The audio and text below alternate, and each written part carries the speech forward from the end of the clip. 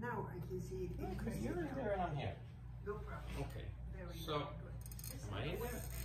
Let's see. I gotta slide over. Maybe get rid of it. So I said, Yeah, ask there we me go. questions because it really go back so far, many, many years, and a lot of water under the bridge. So let's go back to the Your beginning. first question was, how am I doing here? That's what you asked me, Yeah. right? How I'm doing. So let me You look respond. like you're doing very good. I am doing okay, basically. I miss my husband terribly, like your mother and your father, Norman. These were long marriages for us.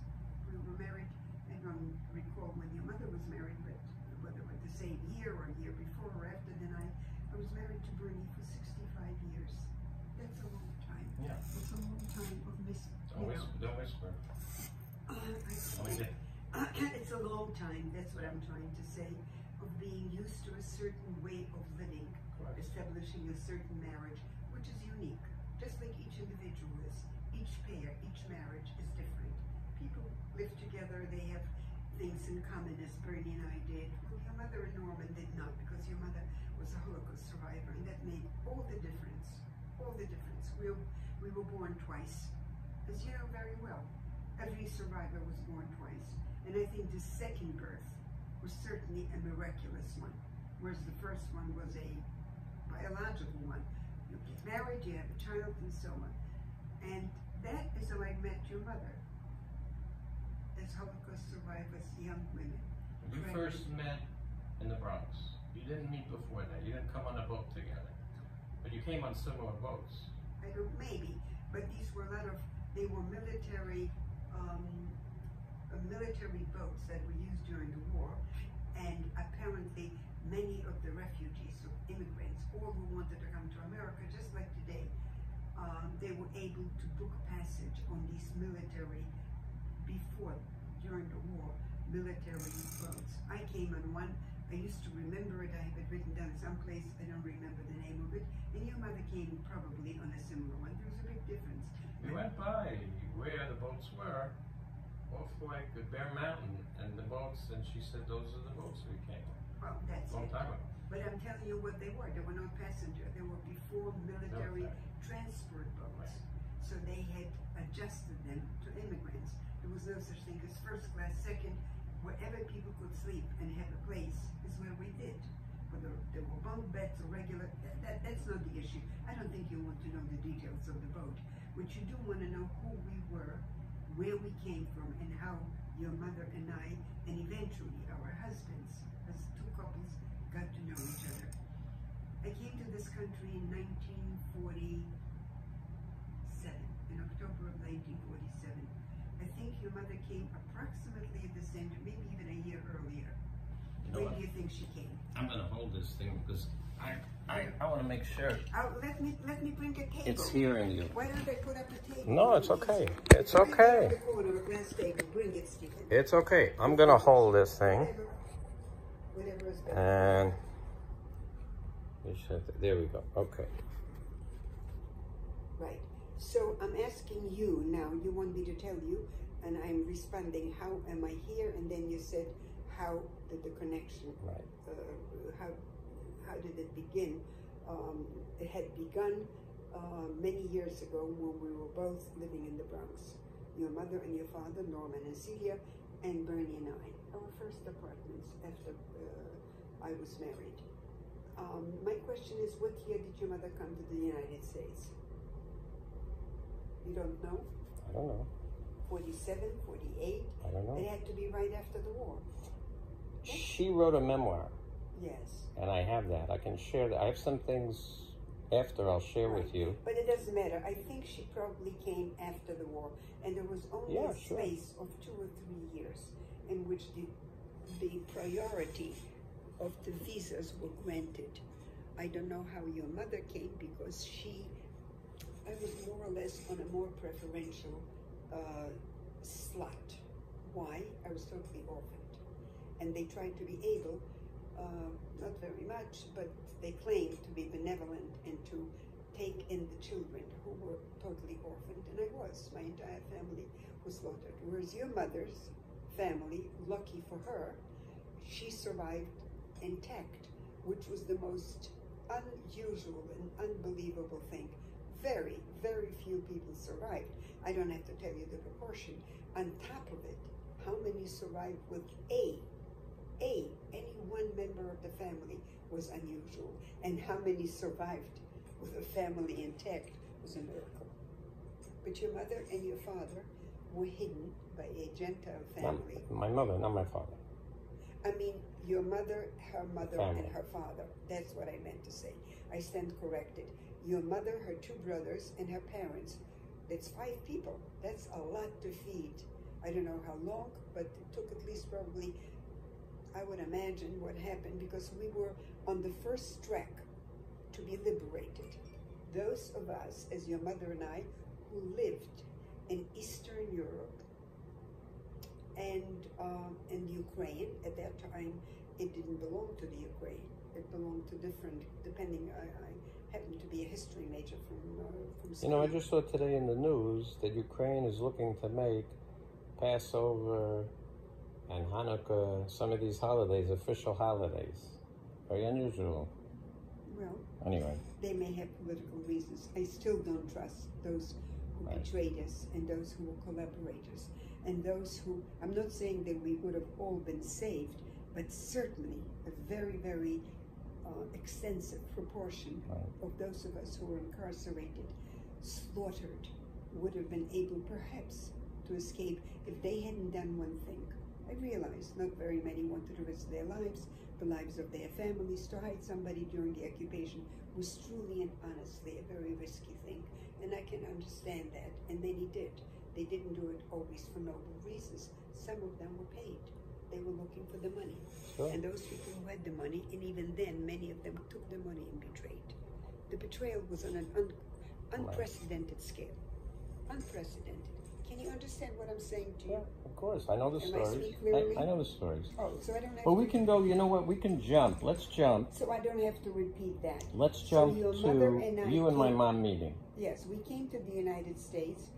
Both of us, unbeknown to each other, had the occasion. Number one, your mother, because she had a father and a mother, she was lucky. She had a home, whatever that home was, maybe a small little home. Maybe your father was getting a job.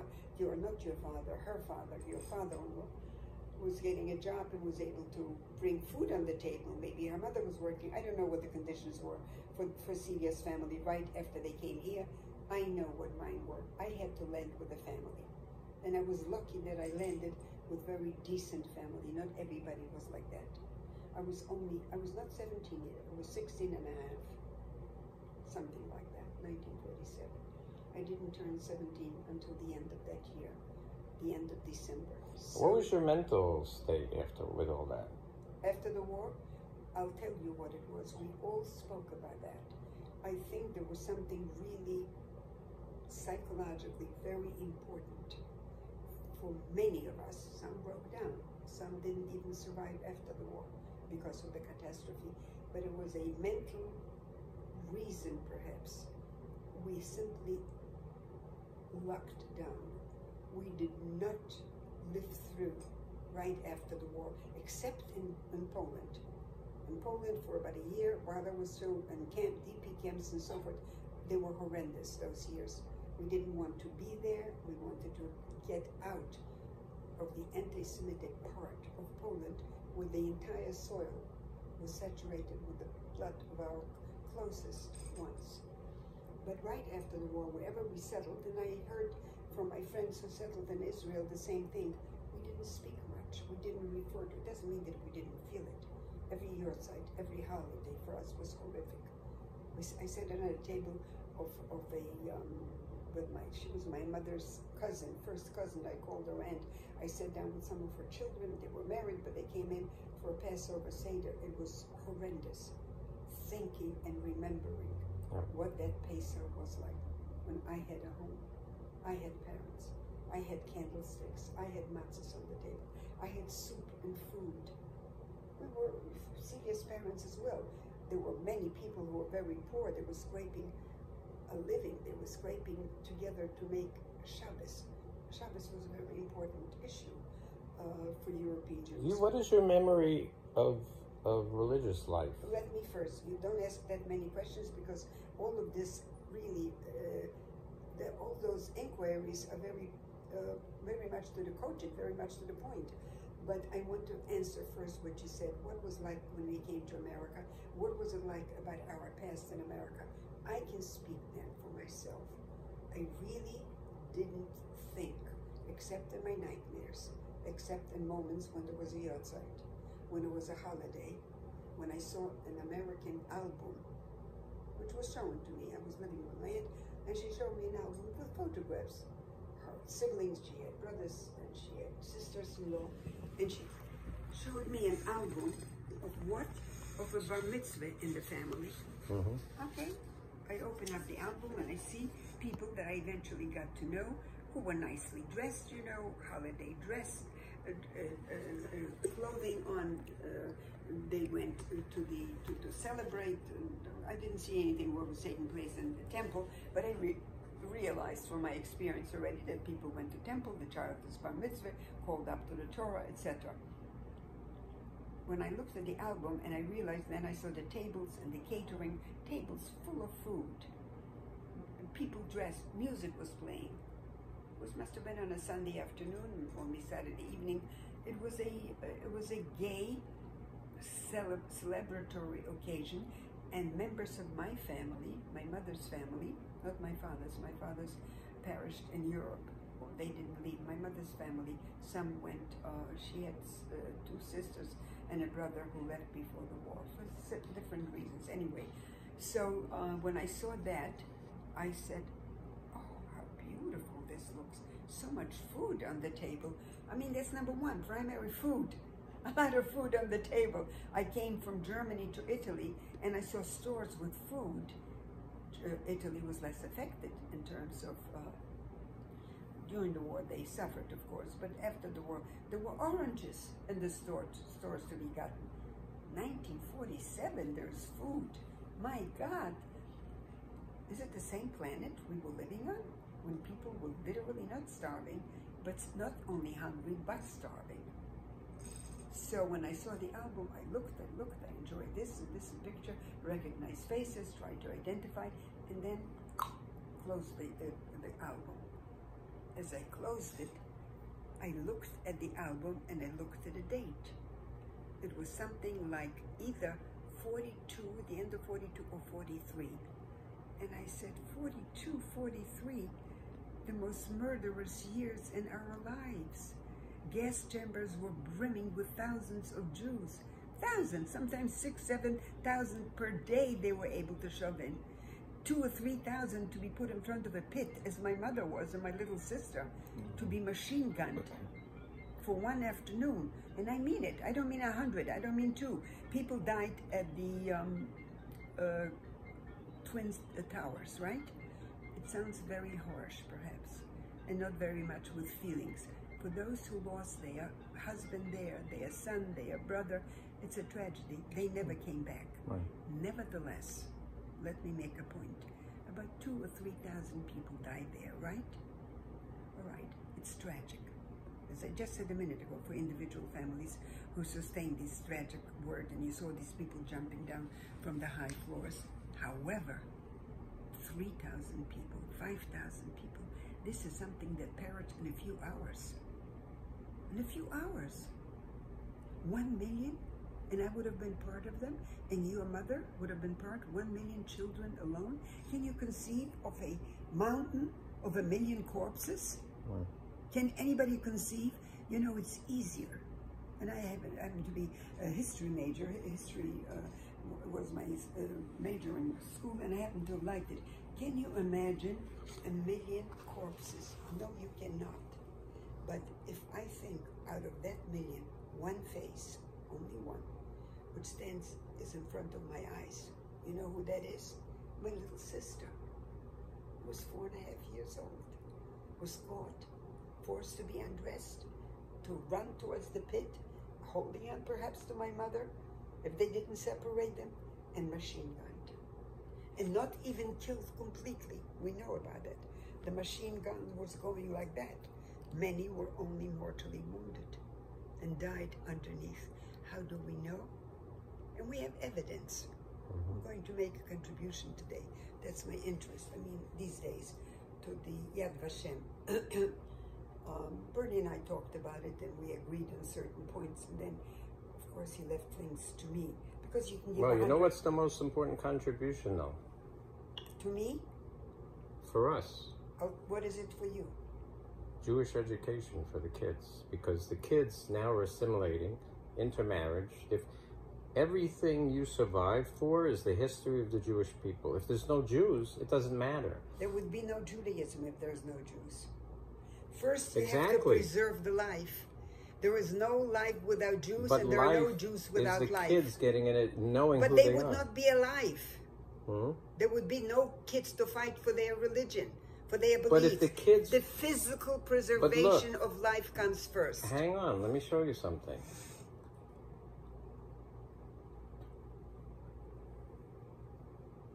If a child does not grow up knowing who they are, if they just get an education in America, it's a secular education, they will grow up, they will...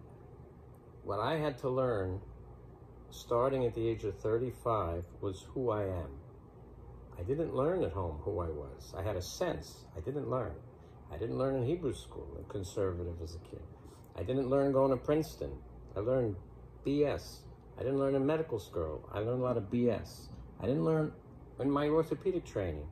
I learned when I bumped into a little 5-foot rabbi, your height, my mother's height. When I bumped into a little 5-foot rabbi with a beard at the age 35, I finally bumped into answers that I wanted since I was a little kid. And since then, I learned. And what I learned, every human being, but more so a Jew, if you don't grow up knowing who you are, you'll be a doctor, lawyer, Indian chief, but you're not going to know anything as a Jew. You'll have physical life, but you're just existing. You're not living. If you live as a Jew, if the guy makes Kiddush Friday night, if the woman lights candles, if she does Taharas HaMishpacha and goes to mikveh, if we live as Jews, because I grew up with what you and my mother, and remember Lou and Kurt, and all of the couples that you were, that's what I grew up with. And you know what that was? The pain of being a Jew, the pain of Judaism. I was hurting inside so much, it affected me so much. You know what I found at the age of 35? The joy of Judaism, and how to be happy, and how to live life. And it doesn't come from Holocaust museums. It's not about life. Most people are robots. They're living programmed by their parents, programmed by school, programmed by expectations. You got to get a good education, get a job, get married, do these things. You're living what you need. You're not living what you're needed for. If you know Torah, you know what you're needed for. You know that you're living to do acts of loving kindness. How does a Jew learn that? The Torah is 6... You want to record that, what you're saying? Yeah, why not? The Torah... So they don't see you as you're talking. The Torah is 613 actions of loving kindness in all relationships between you and everybody else. You know what mitzvah means in Hebrew? It doesn't mean a good deed. It means to connect with God. God wants us... How do you make somebody believe? You have to start when the baby's in the womb, and it's the mother's role. The mother is the highest creation, not man. The mother's created last. She comes from deep inside. When it says the rib, what it means is she wasn't some externality. She was from deep, we're separate. She was part of man, but from deep inside. The most important part. And she is the only one, not man, woman is the only one that co-creates with God in that way. It gives life. She cycles with the moon. See, they worship the sun. We have a sun calendar. That's why it's Sunday they worship. It's a God thing. For us, we follow Torah. It's Friday night, Saturday, and we follow a lunar calendar. And the woman cycles with the moon. So the woman is the highest creation. She's the one that ensures L'dor V'dor, generation after generation, that the kids are going to be Jews. Guess what? Who's the first woman I married? And what about David? And what about so many Jews? 80% of Jews don't know who they are. The lesson of the Holocaust is not the lesson. I'll show you something. There's a little darkness in this room, but the lights are on, right? You know how you get rid of the darkness completely? You just increase the light. You don't even think about the darkness. The darkness disappears the more light you throw in. The light is from the education of kids to know who they are. I'm not a body. My body is a wrapper. That's a vessel I have to take care of. Just like if I go in the car. I need the car to be in good shape, that it gets me and it doesn't stall out. My body is not me. It's a false deception that we human beings think we're the body. A young girl thinks she's her nose. She wants to get a nose job. She thinks she's the makeup or the clothes. She isn't. That's false. We are godly pieces, souls. We're energy forms, minuscule pieces of God, period. Riding in this temporary vessel. We each have the different vessel. But if we each thought of ourselves as equal pieces of godliness, it wouldn't matter black or white. It wouldn't even be Black Lives Matter or this the matter. It wouldn't be people beating each other. It wouldn't be a Hitler. Because we'd recognize Hitler didn't the Nazis not see. They didn't see. They didn't see what everybody sees, that the Jews were human. We were also. Well, they saw it. They refused to accept it.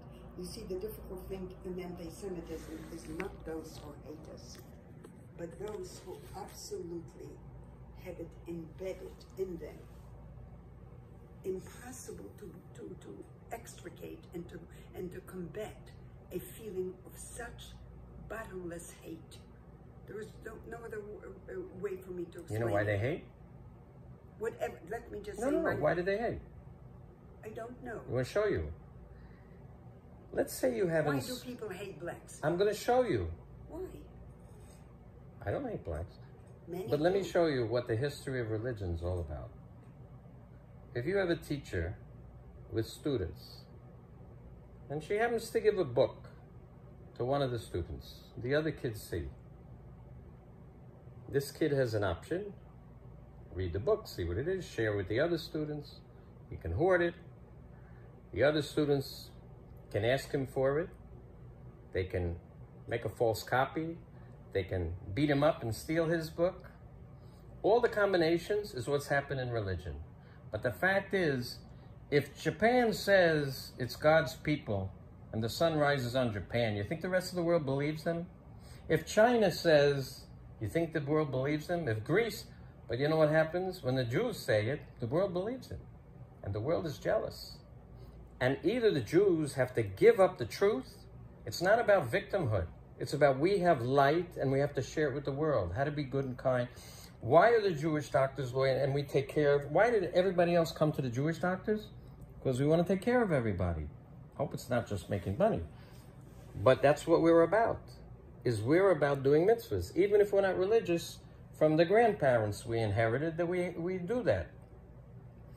We have to teach the world. We're supposed to be the chosen. Chosen to do what? We have chosen to do hard work, an obligation of being the priest to the world. If we don't do that, guess what? They hate us. It says in the Torah, it's Yaakov and Esav, two brothers. Esav became Rome, Yaakov is us.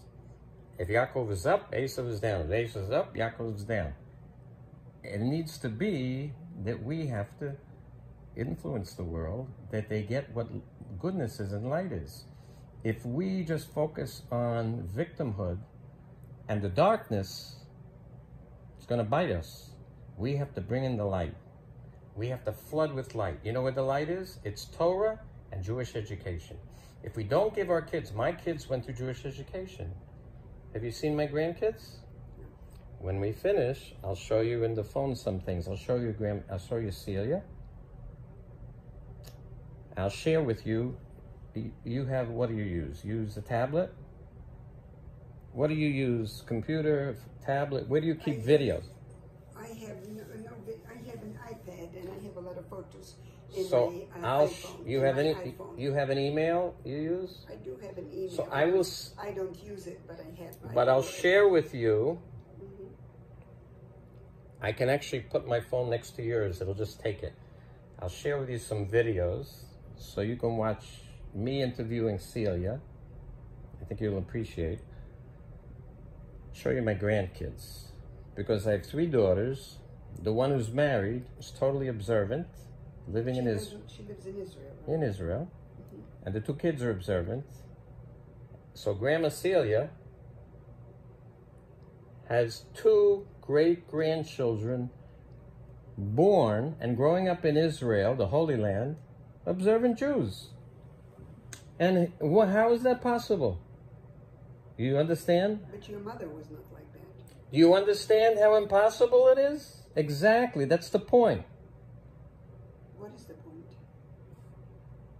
Did your mother raise My mother was a Jew. Right. Do you know who her cousins are? Very much a Jew.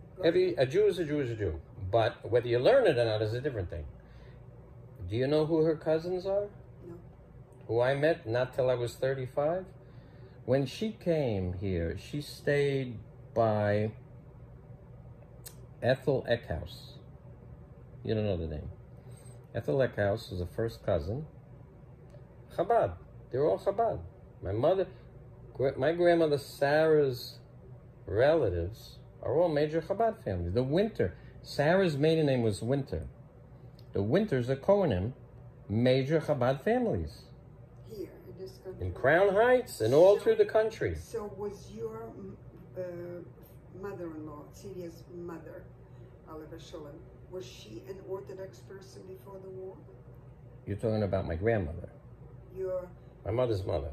Your mother's mother. Your grandmother. Well, correct. she came from an observant family, but she broke away. Let's put it this way. Grandpa Leon used to rep tefillin. My father didn't. I mean, my grandfather Leon was in synagogue all the time. He rapped tefillin, and not that he was, I don't know that it was an Orthodox synagogue, well, but he was there. He was there. He went. Did he go to Shabbat? Did he go to shul every Shabbat? I don't know about I wasn't there, but here in this country. What I'm saying is, he was in Queens and I was in New City. So I don't know what he did. I wasn't studying religion back then. I didn't know about things. I was a kid. But I remember he rapped tefillin, he davened, he and my grandmother went to synagogue. So let's go back.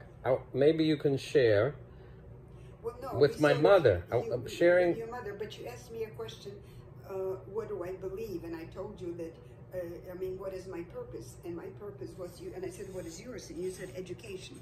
Isn't that what you told me? Primarily education. Giving money for me. To educate young people. For me, giving money, the main thing I want to see is educated Jewish kids. Kids educated to Torah. That's not a primary reason for me. Okay. I'll be very honest. Well, that's our survival. That's our survival. That's how I believe. I believe my first survival is, and my first priority is to preserve life. Because without life, there is no Judaism. If my little sister, would have been able to study Judaism, to get to know what her roots are, right, she would have had to be alive. She knows nothing about it. She went in almost like a little pagan because she was shot. So in order to preserve life, 1 million of those were killed. I know. Wasn't it our first priority to preserve the life of those 1 million? How do you do that? That is not so easy to answer. And that is what I want some of the contributions, some of my efforts before I die to go towards. And have Holocaust museums done anything to date to preserve life or to help mankind? Absolutely. I was on the board of the Holocaust Museum in Washington, D.C. I didn't want to be. I was teaching. I was raising 2 young children. My husband was building a business, but eventually became a very big business, and he was out in order to be able to provide. I had a busy life, and they called him. They knew whom. I knew the head of the Holocaust Museum in Washington, D.C., because his sister-in-law and I went to Brooklyn College together. Arenia was her name. And I didn't know him. I knew of him. He knew more of me. When he got in touch with Bernie, he knew he was already. My husband was knighted by the King of Sweden. I don't know whether you know that. I know that with the business, the business. Because of business, right? Not with the business. Yeah, because of what he was involved. Because the machines were originally from Sweden, no? Well, they were manufactured originally in Sweden. Later on, the factories were like all other factories. They were they spread to different parts of Europe and eventually, of course, to parts of Asia. This bothers me. I don't know why you have to hold it. Excuse me. Well, just lend me a minute. I just want to do something. Also be a very here. Hopefully, we're getting some volume. That's the main thing. Here. Okay, I'll put it. I'll put it. You can concentrate on what we're It's coming.